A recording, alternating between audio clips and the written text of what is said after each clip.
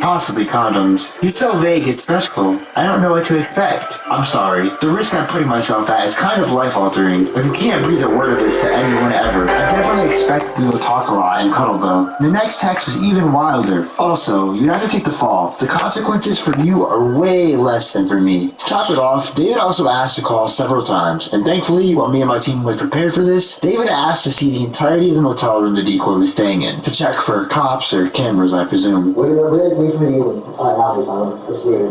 Hi! Sorry, I was in the bathroom. Alright, it's gonna be like a really weird request. Could you just show me the rest of the room around again? Yeah? Alright.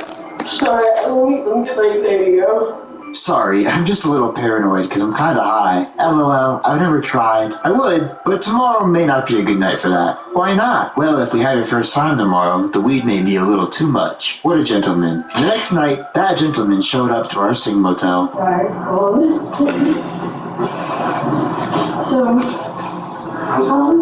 good. I'm a little anxious. I'm gonna switch. Yeah. Alright, okay. I will switch. I can charge.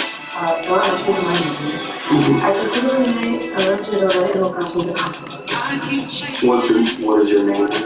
I'm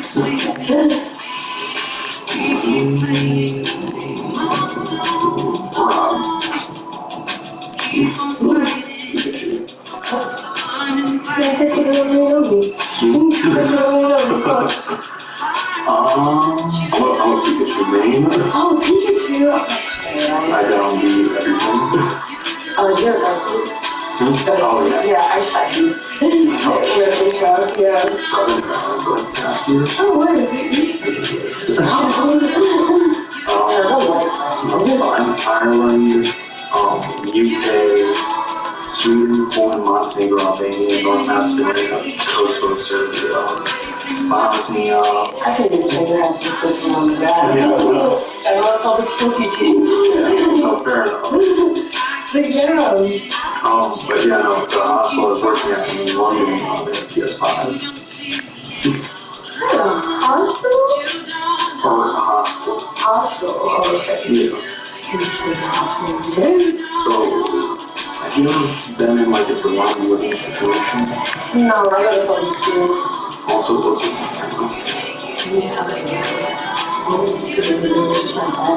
After making eye contact with it a few times already, our buddy David finally noticed the GoPros hidden underneath our decoy's bags.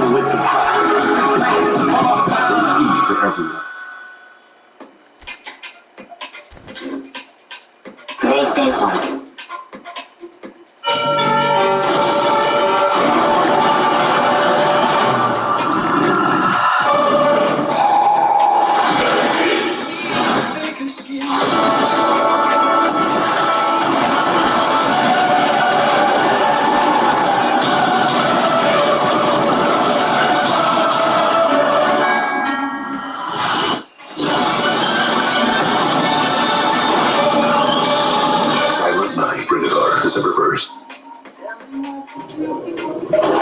Right here. Please back up. Back up. Keep your hands on your pocket. No. Go take a seat. Go take a seat. Go take a seat right now. Go take a seat on the bed. Go take a seat on the bed. Keep your hands on your pocket. Okay, go take the bed. We're just gonna talk. I'm so sorry. We're just gonna talk. Just take a seat, man. We're just gonna talk. Now, immediately I recognize that I'm not going to be able to conduct a traditional interview I would, given by the fact that he almost immediately dropped to his knees and started pleading. Needless to say, given how normal David was just a minute ago, we were all pretty surprised by his reaction to the situation. Take a seat. I'm not coming to you. Oh, sorry. I'm just take a seat, calm down. Okay, and can you close the door, please? What? Yeah, you close it. Let me close the door, I can, otherwise when I open, the air. Just close it. I'm ready to look. I'm moving around all over, man. I'm so sorry. How does that lead you here? Honestly, I just saw her. She said she was 18 at first, then she said she was 15, so I was like, you know what, she's being left here. Fuck, I knew who wasn't true enough. Where did she say she was 18? We're just gonna have a conversation. This will be a picture, right? Hey, listen. Look at me. Calm down, okay? Please, are you guys for cops? But you paying for intentional theft of whatever the case may be, right? No, honestly, I was scared shitless of it. So the question is, why are you here? Honestly, at the end of the day, I was just calling because I figured, like, hey, you know, she's not Everybody, thank you for joining us on this most anticipated day of this she's in high school, but she's not around confidence is anymore. emanating from all Or she corners of the ground, and the odds are certainly in their favour. Sorry, take your time. In front of us, this gloriously imposing arena, absolutely perfect this picture. The action has already started. Honestly, the entire time I was sitting like, Where are you from? I don't know what else better to do. I figured, like, Moves past and they creep in. hey, it's very easy. If he was really out there, probably wouldn't he was sitting The there. keeper passes the test. Well, you get a sense, Peter, that he could almost get to anything today. Yeah, so if I wanted to say, also there's a little bit where I think like, To the left. Right. Just in case you happen. This is how the guy you're going to look like us. Julian Mbappe, there's nothing more frightening for a defender when he's running at you. At this speed, he gets into a stride so quickly and seems to just glide across the turf. But when the goal's in front of him, he's also got that cool head that's required to pick a spot and finish everything off. I don't really know what to make of this situation. So then why did you come if you know you going to do so? Benzema penetrates opposition lines, face to face with Musiala! The keeper's got never still gone up. That was high class goal. It's high class way. Somebody's coming to hang out. Yes. And we have our very first Right. Climbs up big! Is that really why you're doing Musiala sparked a tremendous stop there, and I think it's fair to add that he just wasn't expecting it. Just beating it is bad. Just beating it all around. Well, then why would you come? It's really easy to read David's sob story about why he's texting so vaguely, because he texts me in the text for the completely different story to what he's telling me and what he'll tell the cops. But I can't show all the chat logs here due to YouTube terms of service. They'll all be posted for a small monthly fee on fyp.fan/owner, as well as exclusive catches not yet on YouTube, such as this one. Going out for a throw in. Oh, sorry. I just said I don't know. It's a Saturday night. You're a young guy. You got your lady. Then you wouldn't have ended up in this situation. He is through here. Benzema. This is Benzema. Now the finish. How do you feel, baby? Arsenal! Right. Arsenal take the lead. Arsenal clearly executed that with considerable confidence. It only took seconds to score, which the ball was recovered. Arsenal in first blood here. Well, that gives them the privilege to control the tempo of the game. It's up to them to manage it from here. What do you think would happen here tonight if we won't lose? Honestly, It's intense and it's paid off. So then I'll talk about how that's It's hard to see his background come then. Sakai gets across to intercept. It was hers or yours? I thought I was going to What is that? Up for a she's throw. looking for right now. It's like she's looking to hang out and get out of sleep. Schwalbenny. Please, Might come loose. This is not a time for it to be in my hands. wait, who? Valverde. Who what? Valverde! They're already already on this, but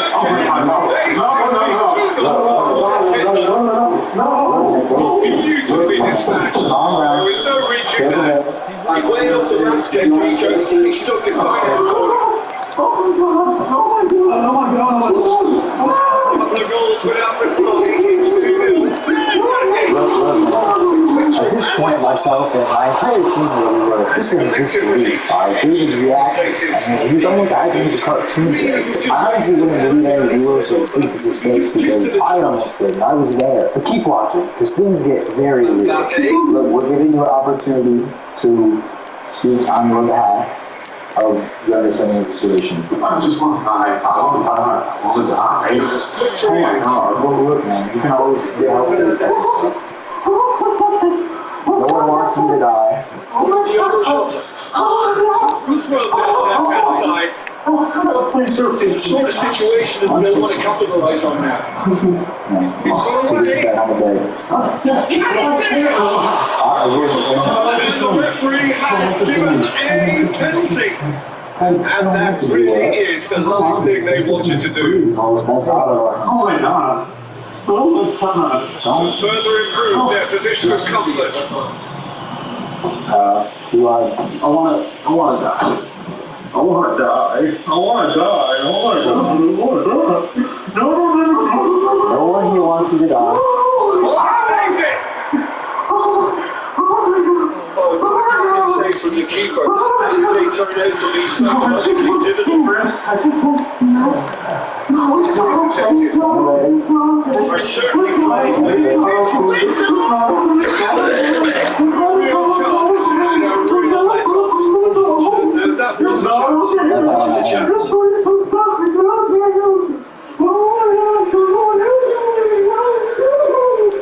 No, man. Please, I'm begging. Time and again, they are repelled.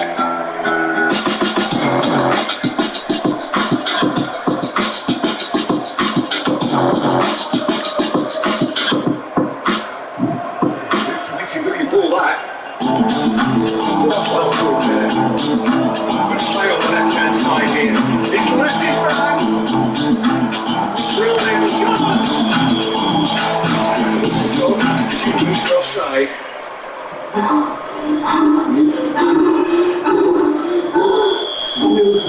I lose. Sir, please not right now. Gets away from the presence. Look at the space here. Could be danger here. Big chance.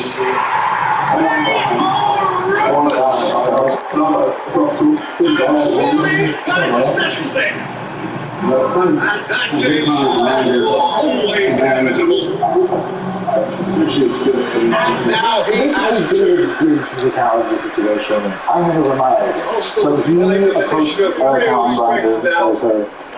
They quickly moved Snapchat, and then she was like, oh, cool. He said, oh, you know, that's a little young. And then he basically dismissed it at that point. He was like, is your mom around, or why are you here for it? Because we said she was visiting for the weekend.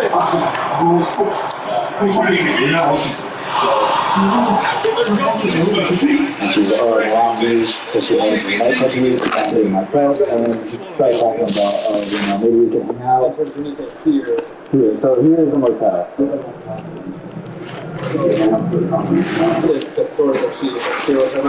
This area, she's here for the week. Yeah, she's managing that club. I'm sure nice. I thought she was just randomly working for guns, and if I turned it down, she's just going to find another guy who just coming in and wait for some shit.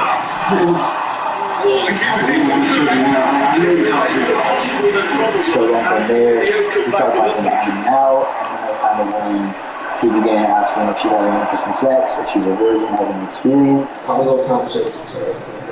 I try to keep them really vague. I really didn't want to dirty talk with her because I was scared of this situation and her age. Like, I don't feel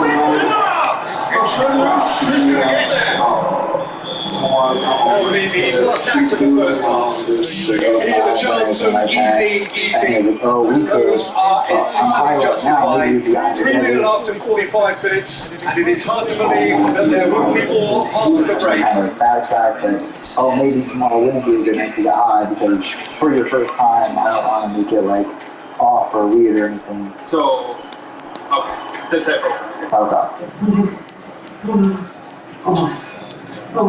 it was at this point where we were asked to cut the cameras, which we did, and unbeknownst to me or the police, somehow one of my GoPros started re-recording after we'd stopped them. What was found resulted in a lawsuit against the police department. This is when an officer admits to taking all of my equipment, whether relevant to the case or not, for no lawful reason at all, really. They're gonna take all this. They want to play this game. The last I knew, you can't seize personal property for quote-unquote kids playing games, which unfortunately this buffoon of an officer had to find out through was an eventually successful lawsuit. And if that isn't bad enough, listen to how annoyed he sounds that David even mentioned harming himself. I mean, Lord forbid you have to do your job, but I'm sure he was just eager to get to his donut break. I'm sure the manager's told the talk, and now it's time for these players to walk in and deliver a rousing response to a rousing team talk. And now you said you were going to kill it, and now you said that you stop medicine, you should It's Cristiano Ronaldo. Now, thankfully, I was able to have the funds to fight back against my equipment being unlawfully taken, but thankfully it was me and not a real girl who was in real trouble. Otherwise, this case would have been buried, David would have walked away, and I probably would have never got my stuff back. And like I said, this wasn't the only predator that we even caught that weekend. But we covered another, we can't really PD were actually, which you can view now at fyp.fans/online. And while nothing may have happened to David legally, I hope he took a very big lesson away from all of this. So let's meet up with children for space. Your well-being living with himself.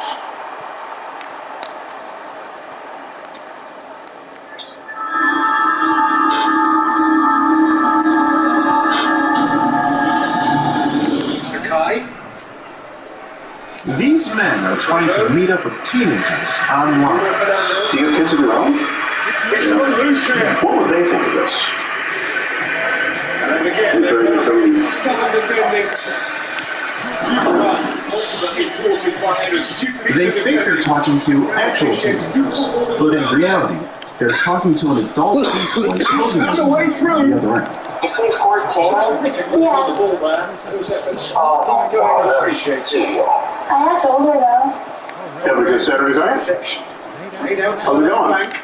Not only is it immoral, downright disgusting, it's illegal. And these guys know that. Very well. You won't believe some of their excuses.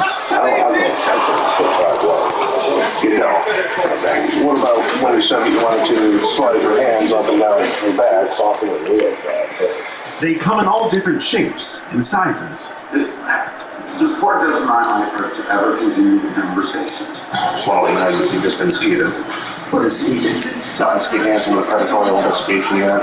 Steve Hansen with the Predatory Investigation Unit. I'm Steve Hansen with the Predatory Investigation Unit. Yeah, that does look a foul. I'm Steve Hansen with the Predatory Investigation Wow, bro. And these are the dangers of your kids using the internet unsupervised. It is I hope impossible you to play brought this that game tight online. because we've got a lot of predator content to dish out here.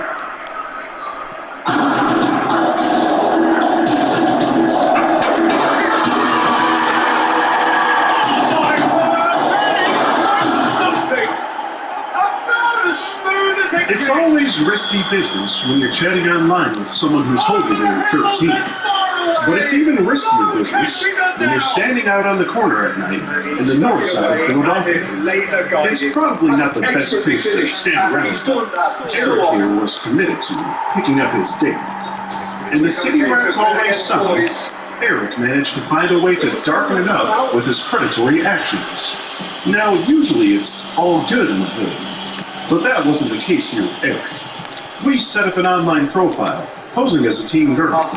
For about 4 months, Eric carried on a very sexually charged conversation with who he thought was a 13-year-old girl. And on a lonesome September night, he decided to drive an hour and a half to pick her up and bring her back to his house, where his 10-year-old daughter and mother lived. That's a pretty bold move, if you ask me.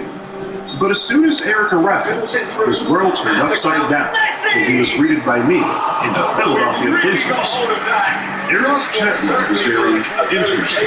At one point, he said that he was a gentleman, but he also knew how to thug it out. He says that he's a gentleman and a real man, but he can also thug it out.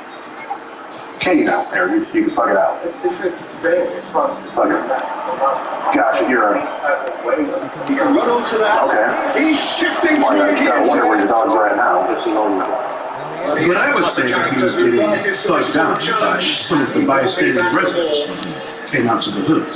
Well, let me get my phone and tell my kids to go to the board. That's the way everybody do that.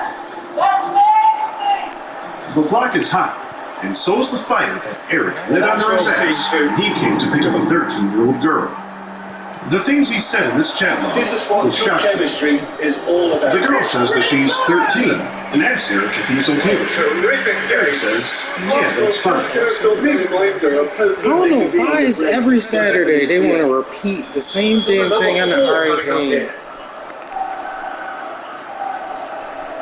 The fucking algorithm is trash.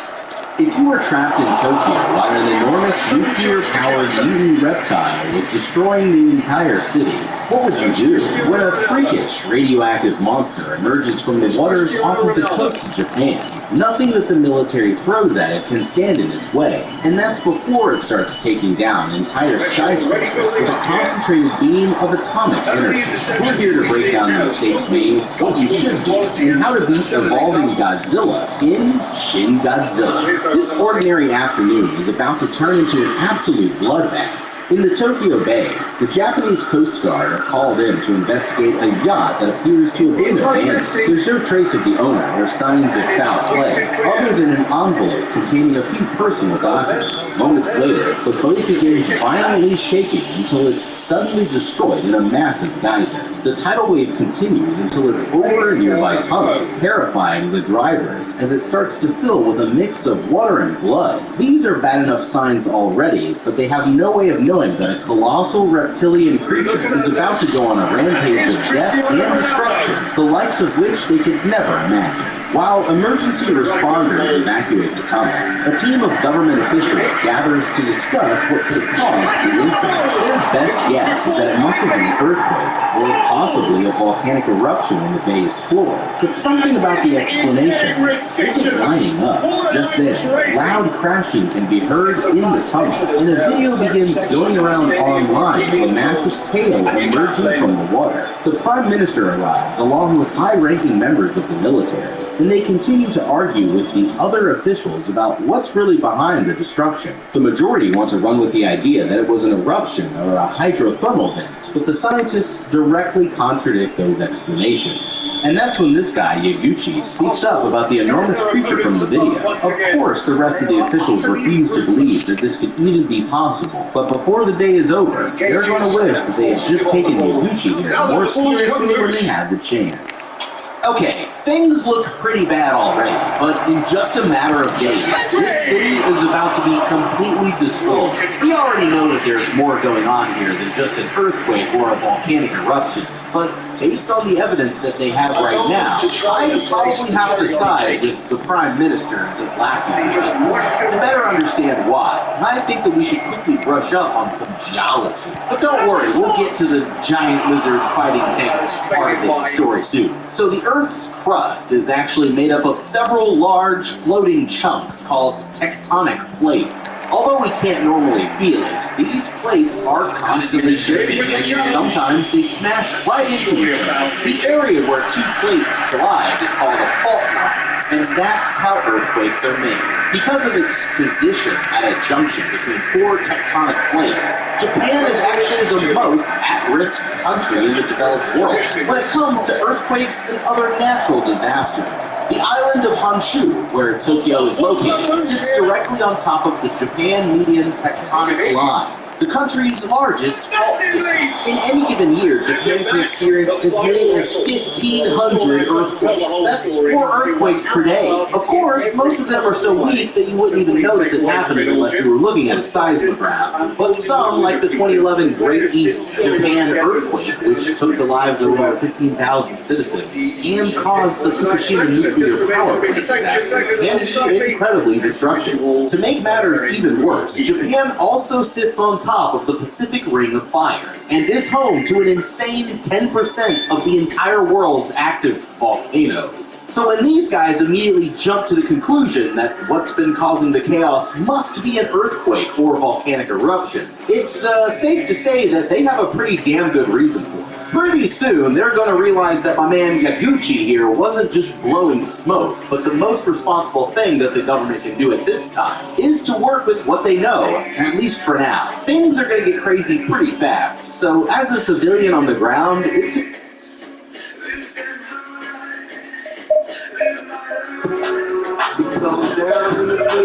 the FanDuel every night is a watch. Important that you understand what to do. In an earthquake, if you're inside, then you should immediately drop down to your hands and knees, seek shelter under a sturdy table or desk if possible, and hold on tight until the shaking stops. You'll want to stay away from any glass or large pieces of furniture that might topple over, because most earthquake-related deaths actually come from falling objects. If the building that you're in takes damage, then you need to get out as quickly as possible once the quake is over. But remember, never to use the elevators, as you may end up trapped by a power outage or an aftershock. If you're caught outside, then you need to quickly move away from any buildings or utility wires and get to a safe open area as soon as possible. For earthquakes that happen near the shore, like here in Tokyo, there's also a significant risk of a tsunami occurring. If the shaking lasts for more than 20 seconds, then you need to quickly move inland about 2 miles, or to an elevation point that's at least 100 feet above sea level. Start moving right away, and don't wait for an official announcement. The roads will most likely be heavily congested, so don't try to use a car. Go on foot or by bike instead. Volcanic eruptions, on the other hand, are a whole different ballgame. There may be lava flow headed your way, so get the hell out of there or make it to high ground as soon as possible. If you're stuck inside, then be sure to close all of your windows and doors and turn off any fans, heating, or air conditioning to avoid being exposed to toxic fumes. If you're outside, then you could be in danger from falling ash, so do what you can to get inside or to higher ground immediately. These are some useful tips in case you're ever caught in the middle of one of these natural disasters. But as for these guys, nothing could prepare them for what's about to happen next. The officials return to the conference room and begin evaluating how successful their response has been so far. As it stands, they seem to have the situation well under control. But that's when the Prime Minister gets an urgent update from one of his aides. Abruptly stopping the meeting, they switch over to footage from the local news, and everyone can't believe what they're seeing. On the screen, there appears to be a giant tail that's as tall as a building sticking up out of the water, proving without a doubt that Yaguchi here has actually been right all along. One of the higher-ranking officials quickly starts throwing out ideas, suggesting that they could simply do nothing and let the creature go back into the ocean, try to capture it, kill it, or attempt to scare it away. Most of them immediately vote to go on the offensive, but the Minister of Defense is concerned about the potential for civilian casualties and collateral damage, and the academic community wants to capture it alive so that it can be studied. While they've been dragging their feet, the creature has been traveling further and further upriver into occupied areas of the city, leaving a trail of unbelievable destruction in its wake. As it runs out of water and begins making its way to the streets, we get our first real glimpse at the monster. The creature looks more like a giant chicken without any feathers than anything that should be coming out of the ocean, and slithers its hulking body along the ground as blood pours out of its gills. It's absolutely terrifying, and the civilians run away in a total panic. But what they don't know yet is that this is only the creature's second form. Okay, despite what the government's trying to tell them, it's pretty obvious that everyone in this situation is totally out of control, and nobody has any idea what to do about it. Based on their response so far, they're not stopping this creature anytime soon, but they need to act quickly before the destruction gets even worse. With no sign of this thing slowing down, civilians on the ground should make it a priority to immediately evacuate the area and get out of its path as fast as they possibly can. They'll be squashed like a pancake if they're caught between it and wherever it's trying to go. But the good news is that it doesn't seem to be interested in the people at all and moves more or less in a completely straight line. So as long as they can avoid ending up in its way, then they should be able to live to see tomorrow. According to their reports, the creature is only traveling at about 13 miles per hour, which is pretty slow, all things considered. But unfortunately, faster than the average person can run, especially for extended periods of time. This means that they need to be strategic about what direction that they choose to escape, and I'd suggest immediately running west. This would put you perpendicular to the creature's path and keep you away from the water, where it's most likely going to retreat back to once the damage is done. Because it's traveling at such a low speed, escaping by car should be easy, but the streets are going to be gridlocked with other people who have the same idea. Before you know it, traffic is going to be too bad to move an inch, which means that their only other option is to escape on foot. If they can find one, then it's time to get on a bike and start pedaling like their lives depended on it. Bonus points go to anyone who has a motorcycle or even an electric scooter, because they'll be able to zip right through the crowded streets and quickly make it to safety. What makes things even more complicated is that the military is concerned about civilian casualties and doesn't want to engage the creature with heavy weapons just yet. This is fair enough, but they still need to act quickly before even more innocent bystanders end up dead anyway. So they have to think of a way to fight back that doesn't involve the liberal use of high explosives. In order to defeat your enemy, the key is to understand their weaknesses, but we don't know much of anything about this creature right now. All that we really have to go off of is how it looks, which is pretty much like some kind of mutant T-Rex from the bottom of the ocean, but at least that gives us a place to start. In its day, some of T-Rex's most formidable enemies were other dinosaurs like Triceratops and Ankylosaurus. The closest animals that we have to them nowadays in terms of their size and fighting ability are probably elephants and rhinows from the Tokyo Zoo. But, unfortunately, it's really not even close, and good luck getting them to fight this thing. So going full Jumanji on this monstrosity isn't going to work, but what else have we got? Well, how about some heavy construction equipment instead? Maybe someone could get an industrial-sized forklift and ram it full speed into one of its big googly eyes. Or slam it in the head with a 12,000-pound wrecking ball. It's a better idea than nothing, but when you think about how big this creature is, this probably isn't going to work out either. The T-Rex was only about 40 feet long, and this thing is almost 400. Anyone who is within melee range is going to end up getting so absolutely flat that it's going to take one brave Bob the Builder to fix this show. Right now, it seems like nothing short of military intervention is going to stop this creature, but to avoid any civilian casualties, they'll need to use non-lethal methods. It could be possible to overwhelm its senses with a barrage of tear gas or somehow stun it with a massive amount of electricity. There are also two more advanced types of non-lethal crowd control weapons that the Japanese military might have access to. The first is ADS, or Active Denial System, a direct energy weapon that hits the target with a powerful heat that's not enough to kill them, but makes it feel like your skin is on fire, which, as you can imagine, is extremely unpleasant. Another option is LRAD, or a long-range acoustic device, which produces an unbearably loud noise to drive a target away without killing them, although they'll probably rupture an eardrum or two in the process. Any of these might work to drive the creature back into the water, but if it doesn't work out, then they may need to get more creative. Deep-sea creatures die when brought to the surface due to the gas inside their bodies expanding from the reduced atmospheric pressure. So, if they could somehow inject the monster with massive amounts of nitrogen, then it might explode. The cleanup would be nasty for sure, but it would be better than having to rebuild the entire city.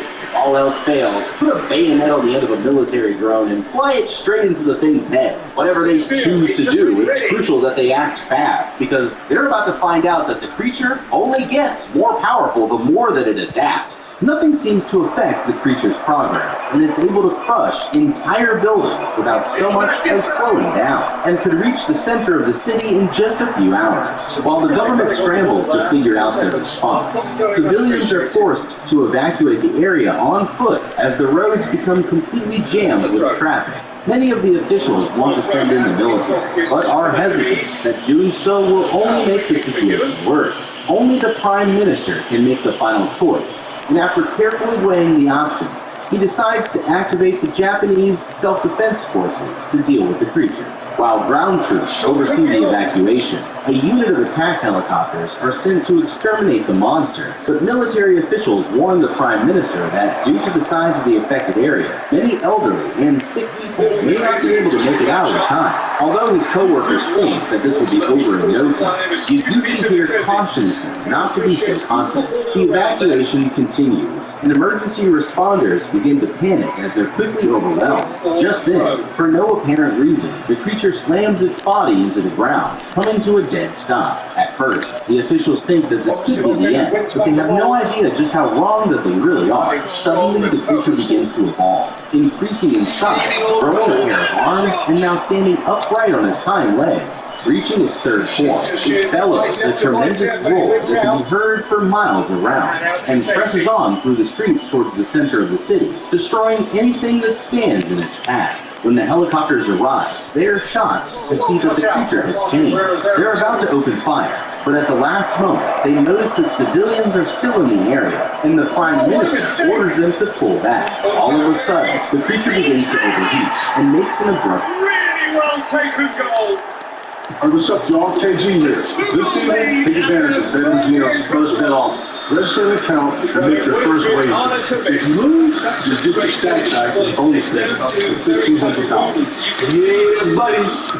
Obviously worked on the training ground. He knew exactly what he Turn, wanted to quickly retreating back towards the water and disappearing into the Tokyo Bay. Okay, they've survived for now. No thanks to the military, but since the creature's still alive, they need to be prepared in case it ever comes back. Now, the creature wouldn't have just walked out onto land for no particular reason. It must want something, and they need to figure out what its ultimate goal is. It's possible that the creature is trying to migrate, and in the natural world, animals do this for one of three primary reasons: either to find new sources of food, change their habitat, or to reproduce. In terms of food, the ocean should be a much more abundant source of prey for something this size, unless, of course, it's planning on eating humans. But so far, it hasn't really shown any interest in doing that. In fact, it doesn't seem to be eating anything at all. So ruling that out, next we have the need to change its habitat. Again, a creature of this size seems like it would be much more comfortable in the open ocean than here on land. However, it's grown legs to walk bipedally and lost its gills, which would indicate that it most likely wants to stay. There's no signs of how this thing reproduces just yet, but if it's coming on land to spawn a bunch of Godzilla babies, then that's some really bad news, and they need to get ahead of this fast before the entire country is destroyed. But what can they do to prepare? While it's still in the bay, the Japanese Navy should go after it with ships and submarines, since they'll be able to engage without the risk of civilian casualties. And it gives them a chance to go on the offensive before the creature is back on land. While the Navy is working on it, ground troops should set up defensive lines along the coast where they think that it's most likely to show up again. They should also get all the civilians out of the area. That way, they can react with an immediate military response the next time that it shows up. Personally, I wouldn't be waiting for instructions, and I would be packing my bags and moving as far away from the water as possible before it came back for round two. In case conventional weapons aren't enough to do the job, then maybe try digging massive trenches in strategic areas along the coast, getting it to fall in and then carrying it alive. Of course, the trenches would have to be as deep as an entire apartment building, so they're probably going to have to commit a few OSHA violations on this one. But when Godzilla shows up, you gotta do what you gotta do to survive. In the days following the incident, Life goes on as normal within the city, and the citizens and government try to rebuild it. With casualties in the hundreds, entire city blocks lying in total ruin.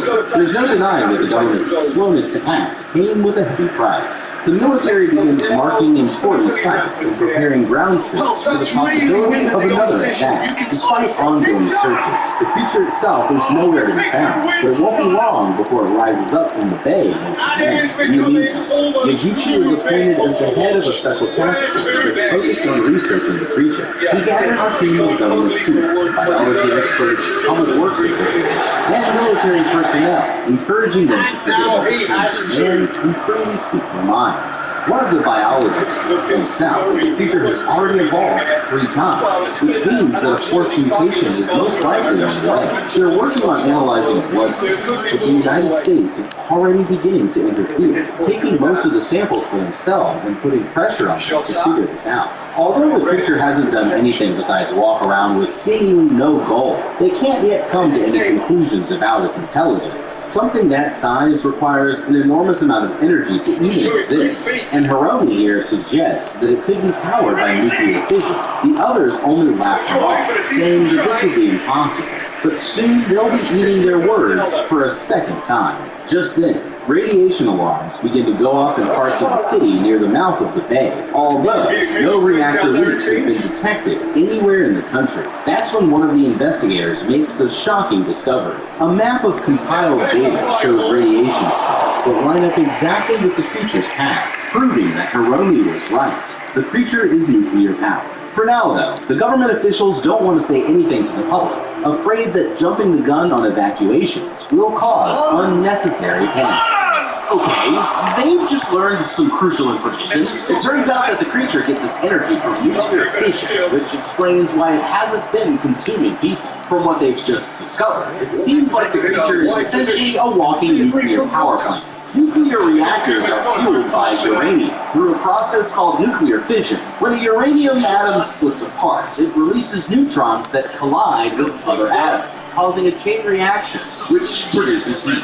In a nuclear reactor, pellets of enriched uranium are stacked into long tubes called fuel rods, and a chain reaction is intentionally induced. To safely manage the rate of reaction, neutron-absorbing rods made of cadmium, called control rods, are moved into the spaces among the fuel. In the case of an emergency, the control rods are pushed all the way into the reactor, causing it to completely shut down, which is called a strain. If this thing is looking to feed on nuclear energy, then it could be heading for the Fukushima disaster site north of Tokyo. Although you'd think that it would be better to get there via the ocean instead of tracking it over land. Regardless, without any other indication of what the creature wants, this is probably their best guess as its goal for now. So I'd set up a battle plan with that in mind, and station troops along the most likely path that it would take to reach Fukushima. Now, I'll be the first to admit that I'm no nuclear physicist and learned all of this from YouTube and Wikipedia. But with that being said, knowing how the creature gets its energy might give us the answer for how to stop it. If they can somehow find a way to force feed it a massive amount of cadmium, then they might be able to cause it to scramble, shutting down its internal nuclear reactor and killing the creature from the inside. It's a long shot, but it's the best idea that I can come up with, and by the time that this nuclear abomination shows back up, they're going to realize that good old-fashioned firepower isn't enough to do the trick. Meanwhile, this woman Kyoko, a special envoy sent by the US president, requests a private meeting with Yaguchi. She needs him to look into a man named Goro Maki, a disgraced former professor of zoology, whose research may have predicted the creature's appearance. In exchange, the U.S. will supply them with any intel that they've gathered on the creature. But for now, she asks that they keep this quiet from the rest of the international community. After calling in a favor from his friends at the National Police Agency, Yaguchi is quickly able to find the man's last known location. It turns out that the abandoned boat belonged to him, and although Maki himself is missing, they did manage to recover his envelope of personal documents. This is exactly what Kyoko was looking for. and she holds up her end of the deal, giving Yaguchi a folder detailing everything that the U.S. has been able to figure out. They've even given the creature a name based off Maki's work, calling it Godzilla. While they continue to work on the solution, Yaguchi hires a freelance journalist to dig up whatever he can on the former professor. From the U.S. reports, they gather that the creature had been feeding off of illegally dumped radioactive material in the bay, giving it the power to aggressively mutate. Maki had been studying the creature and left behind several pages of coded notes about its origins for them to decipher. Lab analysis of the samples from the disaster site revealed that Godzilla's body is home to a new energy-producing element, unlike anything they've ever seen before, which explains why the U.S. is so interested. The creature has 8 times the DNA of humans, easily making it the most highly evolved species on the planet. At this point, they're not sure if it's even possible to kill it, but that's when this biologist comes up with a plan. From what he can gather, Godzilla is essentially a giant nuclear reactor, with its blood working as a cooling system. This means that they may be able to freeze it in place by introducing massive amounts of coagulant into its bloodstream. Although it may not kill the creature, it should be enough to immobilize it, and they decide to bring the idea before the Prime Minister, where they can begin gathering up the necessary materials. While Yaguchi and his team are working around the clock to put their plan into action, Godzilla suddenly resurfaces in the Sagami Bay and begins marching back towards the shore as the panicked civilians run for their lives. Government officials scramble into another emergency meeting where they start to organize their response. They quickly realize that the creature has changed, developing a different appearance and doubling from its original size. This is its 4th form, and it's the most